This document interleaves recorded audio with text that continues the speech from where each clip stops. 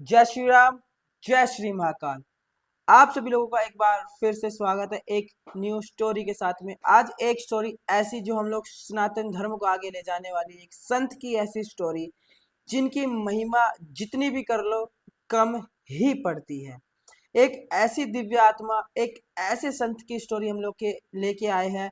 न जाने हमारे भारतवर्ष में कितने ही संत ऐसे दिव्य आत्मा प्रकट हुई है जिन्होंने अपने इस दिव्य आत्मा और अपनी आध्यात्मिक ज्ञान से एक नई ऊर्जा को भरा है इस सनातन धर्म के अंदर और इस भारतवर्ष की धरती ए भूमि के ऊपर अपने ही परचम अलग से सनातन धर्म का लहराया है। अपनी इस शक्ति से, अपने इस ध्यान योग से, अपने इस सनातन की संस्कृति को बनाए रखने के लिए ना जाने कितनी ही दिव्य आत्मा इस धरती पर जन्म ली है। कहीं ना कहीं हम जान सकते हैं कि वो दिव्य आत्माएं कहीं ना कहीं हमारे प्रभु, हमारे श्री विष्णु हरि जी के ही एक अंश मात्र से रूप से इस धरती पर आती है और इस धरती को शुद्ध और अच्छा बना देती है। अपनी संस्कृति को, अपने इस सनातन धर्म के परिषद धर्म को दोबारा से बनाए रखने के लिए कहीं ना कहीं हम लोग इस चीज को भी मानते हैं।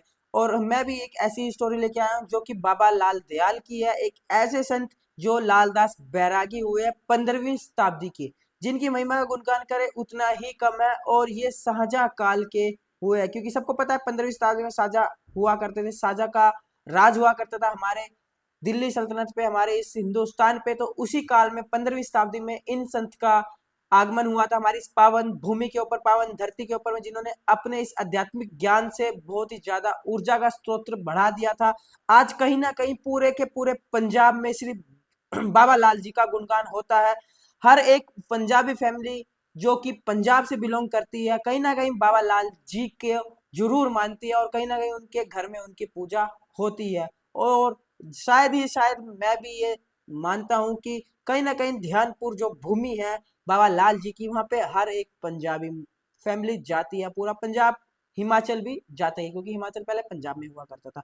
तो ये कहानी है उस पंजाब क्षेत्र की जो कि उस टाइम पे बहुत बड़ा हुआ करता था। ये कहानी है 15वीं शताब्दी की, जब लाहौर भी हमारे पंजाब में आया करता था, पाकिस्तान भी हमारे हिंदुस्तान में आया करता था। उस टाइम पे पाकिस्तान तक तक अफगानिस्तान की भूमि तक हमारा हिंदुस्तान फैला हुआ था।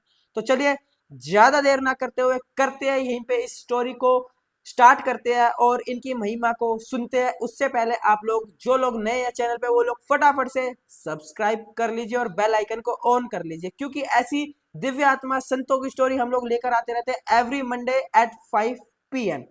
तो देखने के लिए बने रहिए और बेल आइकन को ऑन कर लीजिए। सबसे पहले कमेंट सेशन में लिख दीजिए जय बाबा लाल की, जय श्री राम, जय श्री महाकाल, जैसे भी आप लोगों को अपने हिसाब से अच्छा लगे।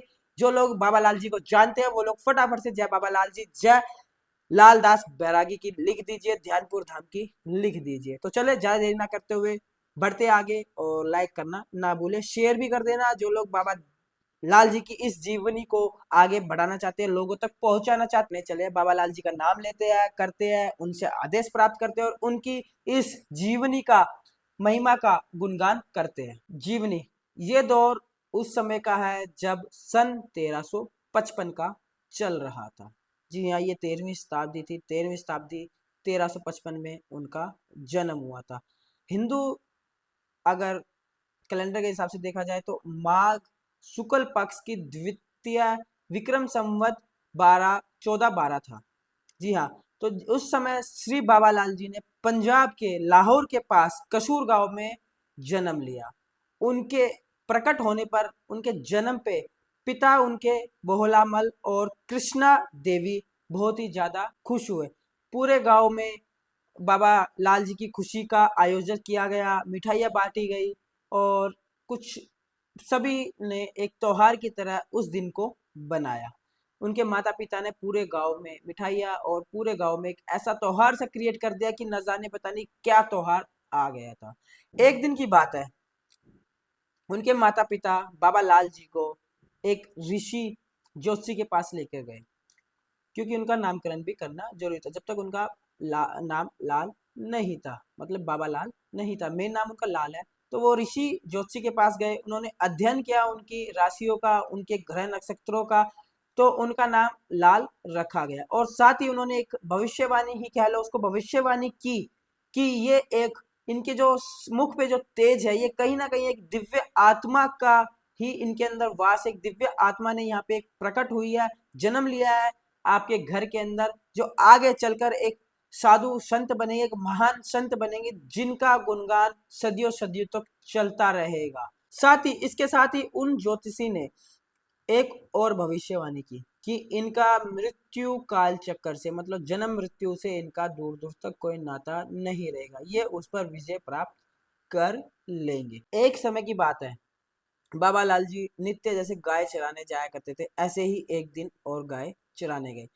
वो गांव के और बालकों से अलग गाय चराने जाया करते थे। उन्होंने गाय चराने के लिए छोड़ दी और वो एक पेड़ के नीचे, हमेशा ही वो एक पेड़ के नीचे ध्यान मग्न हो जाते थे। अपने आप से ही सवाल जवाब किया करते थे, इस प्रकृति को देखते हुए अध्ययन किया करते थे कि इसके अंदर एक ऐसी क्या चीज है।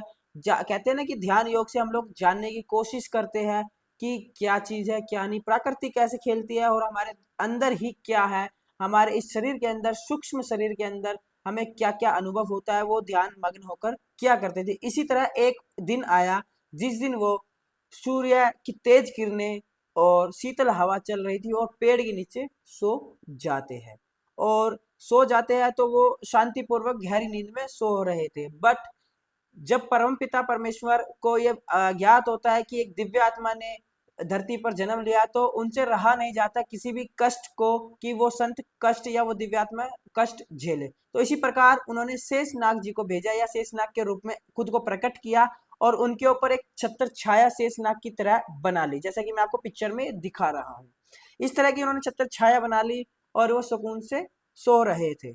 इसी के साथ वहां से जा रहे थे कुछ संत, उन्होंने उन्हें देखा, उन शेषनाग को, उस बालक को देखा और वो आश्चर्यचकित रह गए, और उन्होंने ऐसा अनुभव हुआ कि ये कोई एक दिव्य आत्मा है जो इतनी गहरी निद्रा में सो रहे हैं। और शोर और हंगामा से बाबा लाल जी की आंख खुल जाती है। वो तुरंत देखते हैं एक दिव्य आत्मा, एक महात्मा अपने पैरों के बीच में, मतलब पैरों की, जैसे ये पैर है, पैरों की अंगीठी बनाकर उस पर चावल पका रहे थे। उनकी आंख खुलती है, वो चावल पकाते हुए देखते तो वो भी आंख आश्चर्यचकित रह जाते हैं। इसी के साथ उन महात्मा जी ने उनको 3 चावल के टुकड़े दिए, मतलब 3 दाने चावल के दिए, और जैसे ही उन्होंने वो ग्रहण किए, उनके सामने इस ब्रह्मांड की सारी की सारी समझ उनके समक्ष आ गई और ध्यान मग्न हो गए। और जैसे ही ध्यान मग्न हुए, उनको एक अलग ही अनुभूति हुई उस ध्यान के माध्यम से, जिसे हम लोग कह सकते हैं कि उनका 7वां चक्र जागृत हो गया, कह सकते हैं इसको। बट यही एक सत्य है कि 7वां चक्र जब जागृत हो जाता है तो एक अलग ही अनुभूति, इस पूरे ब्रह्मांड की अलग ही शक्ति हमें अनुभव होने लग जाती है। वो ध्यान मग्न हो गए। जैसे ही वो उस ध्यान मग्न से उठे, उन्हें दिखा कि वो महात्मा, वो संत, वो साधु अब वहां पर नहीं है। आपको बता दूं, वो वही संत थे जो आगे चलकर बाबा लाल जी के गुरु बने। गुरु का नाम था गुरु चेतन स्वामी। जी हाँ, वही गुरु चेतन स्वामी आगे जाकर बाबा लाल जी के गुरु बने।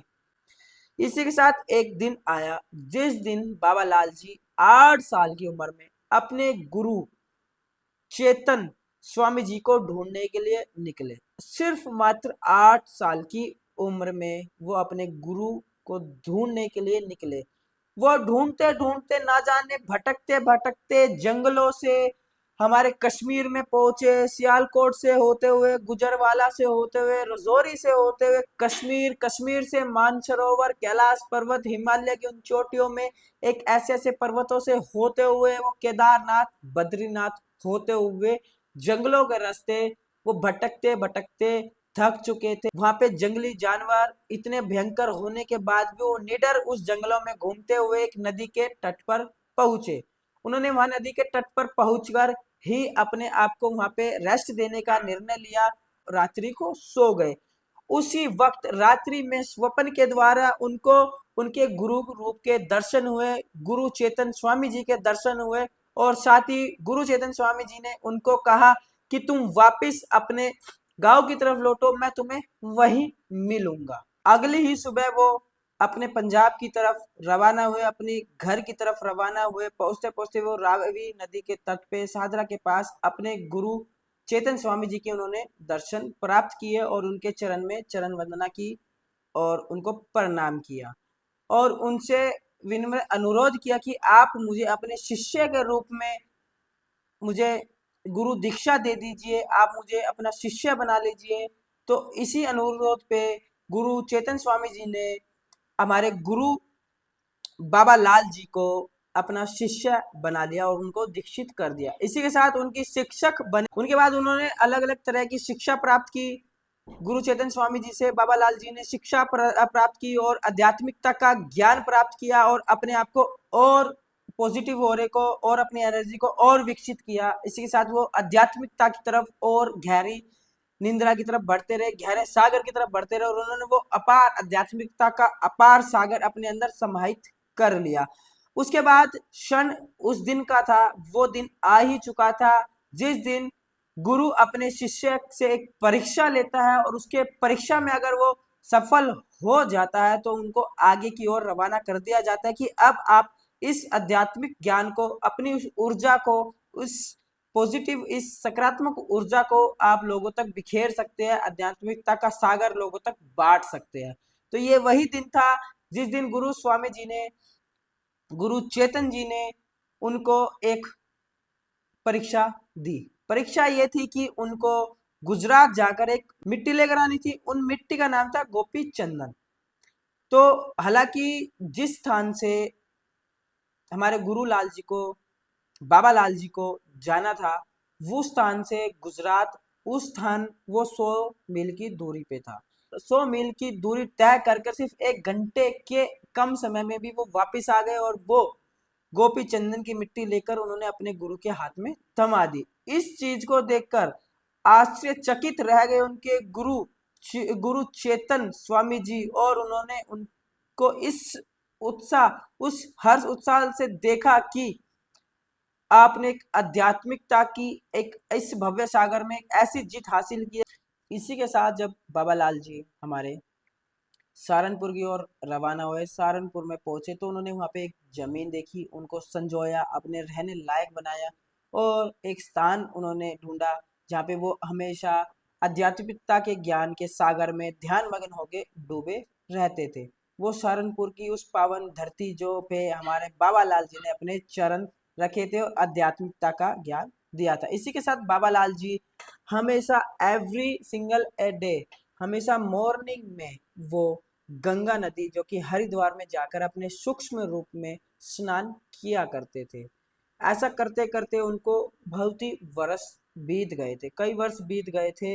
इसी के साथ माँ गंगा उनसे प्रसन्न होकर एक दिन उनके समक्ष आगे प्रकट होती है और कहती है कि तुमने सूक्ष्म रूप में प्रतिदिन जो मेरे यहाँ स्नान किया है, इससे मैं बहुत खुश हूँ। मैं चाहती हूँ कि तुम अपने कमंडल और अपने लकड़ी के बर्तन यहाँ रख के जाओ और अगले दिन आकर इसको लेकर जाना। इसी के साथ ज्यादा सवाल जवाब ना करते हुए हमारे बाबा लाल जी वापिस आ गए। इसी के साथ अगले दिन बाबा लाल जी दोबारा गंगा नदी के तट पे जाते हैं और उनको माँ गंगा उनके कमंडल और उनके बर्तन वापस दे देती है और उनको बोलती है कि जाओ पूर्व में इस जल को गिरा दो, और सहारनपुर की इस पावन धरती पे उन्होंने उस जल को गिरा दिया। वहीं से एक गंगा माँ की एक और जलधारा प्रकट हुई और उनको नाम दिया गया पाव धोई गंगा। जी हाँ, वो पाव धोई गंगा जो आज भी सहारनपुर में निरंतर बहती है, उनकी जलधारा। और इसी के साथ 100 वर्षों तक विश्व कल्याण के लिए हमारे बाबा लाल जी ने ध्यान मग्न रहे और आध्यात्मिकता का ज्ञान दिया और तपस्या निरंतर करते रहते थे। इसी के साथ वहां पर लोगों की भीड़ लगने लगी, सैकड़ों लोग आने लगे उनके दर्शन के, उनकी इस दिव्य आत्मा के दर्शन, दिव्य शरीर के दर्शन करने, उनकी तपस्या के दर्शन करने, उनसे आध्यात्मिकता का ज्ञान लेने के लिए वहां भीड़ उमड़ने लगी।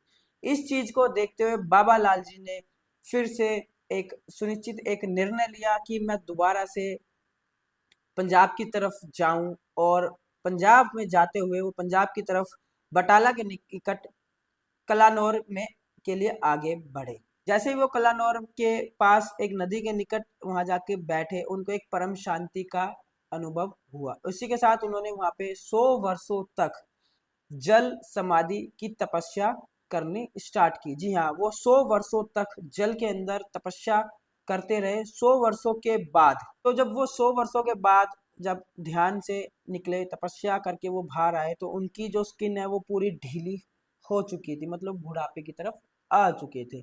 इसी के साथ उन्होंने एक दिव्य शक्ति के साथ अपने आप को फिर से युवा में परिवर्तित कर दिया। इस जो मैं ये आपको परिवर्तित बता रहा हूँ, ये कहीं ना कहीं उनकी ध्यान का, उनकी शक्तियों का, उनके आध्यात्मिकता के ज्ञान का, वो जिस आध्यात्मिकता के सागर को वो अपने अंदर उन्होंने अपने अंदर समाहित कर रखा था, उस चीज से उन्होंने दोबारा से अपने आप को युवा कर लिया। और ना जाने उसके बाद कितनी ही बार उन्होंने उस चीज का यूज किया और अपने आप को युवा अवस्था में लेकर आए, क्योंकि इनका जन्म तो सन 1355 में हुआ था, बट उनकी जो उन्होंने जो अपने शरीर को त्यागा था, आइए जानते हैं वो कब त्यागा था। इसी के साथ आगे बढ़ते हैं। जब वो अपने युवा शरीर में प्रकट हुए तो वहीं पे से उन्होंने एक व्यक्ति जा रहे थे जो दादू के शिष्य ध्यानदास ने देख लिया।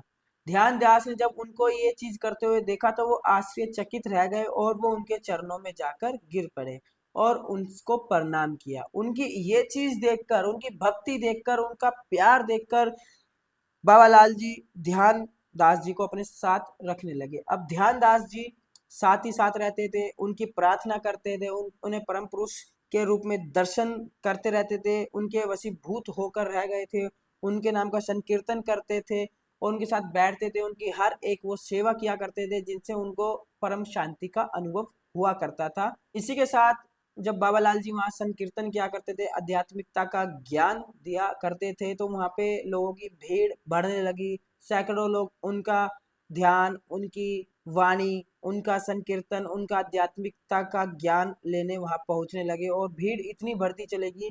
तो ध्यान दास जी ने सोचा कि यहाँ पे जगह कम पड़ रही है, तो हमें दूसरी जगह की खोज करनी चाहिए।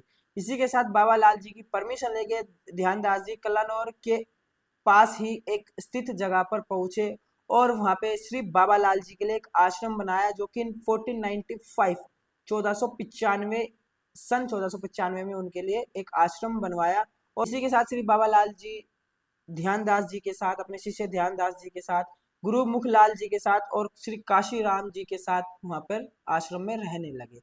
आश्रम में रहने लगे तो वहां पर श्री हमारे बाबा लाल जी का शांति वातावरण देखकर और वहाँ की जो पॉजिटिव चीज है, शांति का अनुभव हुआ उनको। वहाँ की सुंदरता इतनी भा गई कि उन्होंने ध्यान दास जी से खुश हुए और ध्यान दास जी के नाम पर ही उस स्थान का नाम ध्यानपुर रख दिया गया, जिसे हम आज के टाइम पे ध्यानपुर के नाम से जानते हैं। वो ध्यानपुर श्री उन्हीं के शिष्य ध्यान दास जी के कारण ही उस जगह का नाम रखा है। इस पवित्र स्थान का नाम ध्यानपुर इसलिए ही रखा गया है।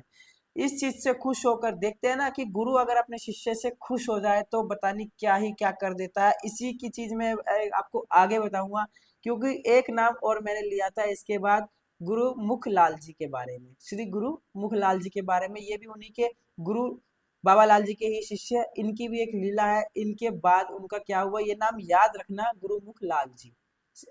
ऐसे न जाने कितने शिष्य है, बट मेन जो नाम आपको याद रखना है वो गुरु मुखलाल जी नाम रखना है। चलिए आगे बढ़ते हैं। इसी के साथ ध्यानपुर आश्रम में बाबा लाल जी अपना संकीर्तन करते हुए परम पिता परमेश्वर का गुणगान करते करते रहे, आध्यात्मिकता का ज्ञान देते हुए वहां पे लोगों की भीड़ उमड़ने लगी। ना जाने कहाँ कहाँ से लोग दूर दूर से उनका ये संकीर्तन और आध्यात्मिकता का ज्ञान लेने आया करते थे, उनकी वाणी सुनने आया करते थे, उनका संकीर्तन सुनने आया करते थे। इसी के साथ बहुत सारे लोगों ने वहां से गुरु मंत्र लिया, गुरु बाबा लाल जी से दीक्षित हुए। ना जाने अलग अलग धर्मों के लोगों ने भी आकर वहां से उनसे दीक्षित लिया। अलग अलग रिलीजन से लोग आते थे, अलग अलग कास्ट से लोग आते थे, बट उनका कास्ट से कोई मतलब नहीं हुआ करता था, वो सभी को एक जैसा मानते थे। इसका भी मैं आपको आगे सबूत देता हूँ। जैसा कि मैंने आपको बताया था साझा काल से ये है, तो साझा से भी जुड़ी हुई कहानियां हैं, वो भी मैं आपको आगे बताऊंगा। दीक्षित होते रहे, चाहे वो नॉर्मल लोग हो, चाहे वो राजा हो, चाहे वो महाराजा हो, चाहे एक किसान हो, हर तरीके के लोग वहां पे आके दीक्षित होने लगे। गृहस्थ लोग भी दीक्षित होने लगे। उनकी वाणी, उनके आध्यात्मिकता का ज्ञान से इतना प्रभावित हुए कि उनसे हर तरीके का ज्ञान वो लोग अर्जित करने लगे। इसी के साथ एक दिन बाबा लाल जी ने बाबा लाल संप्रदाय का विस्तार बढ़ाने के लिए, लोगों तक पहुंचाने के लिए, उसको और आगे तक ले जाने के लिए, संप्रदाय को बढ़ाने के लिए एक निर्णय लिया और अपने 22 शिष्यों के साथ वो पूरे भारतवर्ष में भ्रमण करने लगे और पूरे भारतवर्ष में भ्रमण करते करते वो घूमने लगे और लोगों के अंदर धर्म की पुनः स्थापना करने लगे, लोगों को ज्ञान देने लगे आध्यात्मिकता का। इसी के साथ अपनी यात्रा पे उन्होंने 22 गद्दियाँ नियुक्त की, जो कि बाबालाल संप्रदाय की 22 गद्दियाँ है, वो पूरे धर्म को दोबारा से स्थापना की गई। इसी के साथ लोगों को ऐसा ज्ञान दिया गया जिससे वो मोक्ष की प्राप्ति कर सके और वो अपने ध्यानपुर धाम को लौट आए। एक बार की बात है, मुगल सम्राट शाहजहां के बेटे दारा सिखे, जो कि 1653 में एक युद्ध में हारकर वापस लौट रहे थे, बट उनके अंदर डर था कि वो शाहजहां अपने पिता के सामने कैसे जाए, तो इसलिए उन्होंने लाहौर में ही अपने आप को रोक लिया और लाहौर में ही वो रहने लगे। इसी को देखते हुए एक महान ब्राह्मण ने उनसे पूछा, राजकुमार से, दारा से, कि आप इतने परेशान क्यों हो। तो उन्होंने अपना पूरा का पूरा विस्तार किया, बताया कि इस वजह से मैं परेशान हूँ। तो उन ब्राह्मण ने दारा को श्री बाबालाल जी की महिमा का गुणगान किया, महिमा बताई और उनको उनके शरण में जाने की इच्छा जताई कि आप उनके पास जाइए, वो आपको ज्ञान देंगे, वो शायद ही आपको इस दुविधा से निकाल सकते हैं। इसी के साथ दारा सिखे बाबालाल जी के शरण में गए, उनसे ज्ञान प्राप्त किया, आध्यात्मिकता का ज्ञान लिया, हर एक धर्म का ज्ञान लिया। इसी के साथ उनको ज्ञान दिया गया, साक्षात आध्यात्मिकता का ज्ञान, गुरुओं का ज्ञान, संतों का ज्ञान, फकीरों का ज्ञान, उनका मृत्यु चक्र का जन्म मृत्यु के चक्कर का ज्ञान दिया, मूर्ति पूजा, आध्यात्मिकता का ज्ञान दिया, मोक्ष कैसे प्राप्त की जाती है इस चीज का ज्ञान दिया, गुरु भक्ति, गुरु के भक्तों के बारे में उनको ज्ञान दिया, बहुत सारी चीजें उनको सिखाई, जिससे उनके अंदर एक अलग ही आध्यात्मिकता का ज्ञान उभर आया। और इसी के साथ सिख दारा जी, जो कि शाहजहाँ के पुत्र थे, वो अपने पिता के पास पहुंचे और उन्होंने ये सारी चीजें उनको सुना डाली, जिस कारण उस आध्यात्मिकता के ज्ञान से शाहजहाँ भी खुश हुआ और वो श्री बाबालाल जी के प्रति एक सहानुभूति और उनका आदर करना स्टार्ट कर दिया। इसी के साथ एक दिन शाहजहाँ को भी उस दिव्य आत्मा श्री बाबालाल जी के दर्शन करने की इच्छा हुई और उन्होंने दारा सिखा के को बोला कि मुझे भी बाबालाल जी के दर्शन कर। बाबालाल जी के सामने प्रार्थना की गई और उनको दिल्ली लेकर आया गया। इसी के साथ एक दिन की घड़ी की बात थी कि शाहजहाँ के मन में एक बात आई कि शाहजहाँ की गद्दी का, इस दिल्ली सल्तनत का अगला उत्तराधिकारी कौन होगा मेरे चारों पुत्रों में से। इसी के साथ जिज्ञासा को पूर्ण करते हुए बाबालाल जी से पूछा। बाबालाल जी ने एक चद्दर बिछाई, एक आसन बिछाया और उस पे दारा सिकोहा जो सबसे प्रथम पुत्र थे उनसे अनुरोध किया, बट उन्होंने मना कर दिया, क्योंकि वो आध्यात्मिकता के ज्ञान से इतने परिपूर्ण हो चुके थे कि उनका उस माया से दिल उठ गया था और वो उस पर नहीं बैठना चाहते। इसी के साथ उनके बाकी पुत्रों ने भी मना कर दिया। इसी के साथ औरंगजेब जबरदस्ती उस गद्दी पे आके बैठ जाता है। तो बाबालाल जी कहते हैं कि औरंगजेब ही तुम्हारे बाद इस गद्दी का अधिपति होगा। चीज से मना करके असहमति जताते हैं और बोलते कि नहीं, ऐसा नहीं हो सकता। तो बाबालाल जी कहते हैं अगर तुमने ऐसा नहीं किया तो तुम्हारा विनाश बहुत ही जल्दी आ जाएगा, बहुत ही जल्दी तुम्हें विनाश का परिणाम भुगतना पड़ेगा। और जैसे कि हमें पता है औरंगजेब ने कैसे उस गद्दी को हासिल किया है, और औरंगजेब कैसा एक क्रूर व्यक्ति था, जिसे हम लोग आजकल छावा मूवी चल रही है, छावा भी सब लोग देख के आए हैं। तो कहीं ना कहीं औरंगजेब उसी तरीके से उस गद्दी पे बैठा है। बहुतों ने कहा है, उसमें भी खुद ही बताया गया, शाहजहाँ ने बहुत ही अपने ही लोगों का कत्ल करके ही उस गद्दी को प्राप्त किया। तो वही विनाश काल आ गया था और शाहजहाँ उस गद्दी से हटकर शाहजहाँ को ही मारकर औरंगजेब उस गद्दी में बैठ गया था। बाकी कहानी तो सबको पता ही है। बट उससे पहले मैं बता दूं कि ये सब होने के बाद बाबालाल जी ध्यानपुर की तरफ लौट जाते हैं, और इसी बीच में जो औरंगजेब था वो बाबालाल जी को नहीं मानता था, क्योंकि वो हिंदू संत हुए थे, इसलिए उनको गिराने के लिए, उनका अपमान करने के लिए उनके साथ छल कपट करता रहता था। बट उसको बार बार उस छल कपट से निराशा ही महसूस होती थी कि बाबालाल जी तो संत है, एक महान दिव्य आत्मा है, वो तो पहले से ही जान जाते हैं, और वो हार जाता था। इसी के साथ उसके बाद होते होते वो दोबारा से अपने ध्यानपुर को लौट आए। इसी के साथ बरस बीतते बीतते बीतते बीतते ध्यानपुर में वो लोग बाबालाल जी ध्यान मग्न थे। इसी का सन आ चुका था 1655 का। 1655 सन था कार्तिक शुक्ल की 10वीं थी, विक्रम संवत अगर हम देखें तो 1712 था, 1712। इस दिन बाबा लाल जी ने ध्यानदास जी को बुलाया और बोला कि अब मेरा समय आ चुका है, आध्यात्मिकता का ज्ञान जन कल्याण के लिए जो मैं करने आया था वो अब मेरा परिपूर्ण हो चुका है। सारे शिष्यों को बीच में बुलाया गया और बहुत सारी चीजें उनका परीक्षा ली गई। बट उस परीक्षा में मैं जैसे कि आपको बताया था, ध्यानपुर का जो आचार्य बने वो गुरुमुख लाल जी बने, जैसे मैंने अभी आपको पहले बनाया था। गुरुमुख लाल जी ही वो शिष्य उनके बने जो कि ध्यानपुर की गद्दी पे उनके बाद उनको बिठाया गया। जैसे मैंने आपको पहले बताया था कि इनका याद रखना, क्योंकि अगले दूसरे आचार्य उस गद्दी के दूसरे आचार्य श्री गुरुमुख लाल जी ही बने और ध्यान दास जी तो उनके चरणों में सेवा करते थे, तो वो पूरे आश्रम का कारोबार संभालते थे, उसकी मैनेजमेंट करते थे। तो इसी के साथ बाबा लाल जी ने वहाँ पे अपनी समाधि ले ली और वो परलोक को चले गए और अपने शरीर को छोड़ दिया। आज भी उनकी समाधि वहाँ पे है और जो भी वहाँ पे मत्था टेकता है उनकी हर मनोकामना पूरी होती है। इसी के साथ अगर मैं अभी की बात करूँ तो 1 नवंबर 2001 में राम सुंदर दास जी, जो कि उस गद्दी के 15वें वैष्णव आचार्य बने, जो आज भी है।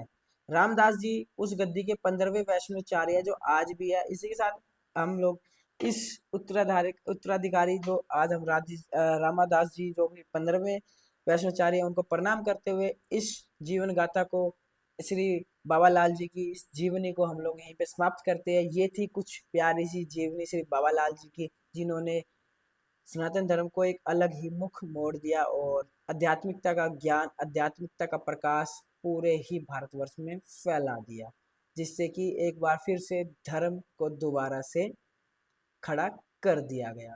सब्सक्राइब कर लीजिए जिन लोगों ने अभी तक सब्सक्राइब नहीं किया है चैनल को, और वो देखते आ रहे हैं, और लाइक जरूर कर देना और कमेंट सेक्शन में बताना, और जितना हो सके शेयर करना ना भूले। बाबा लाल जी की इस जीवनी को जितना हो सके उतना हम लोग फैलाएं तो कम ही है, क्योंकि वो जीवनी हर लोगों तक पहुंचनी चाहिए। हालांकि पूरा पंजाब बाबा लाल जी को शायद मानता है, जितना मैंने अभी तक सुना है।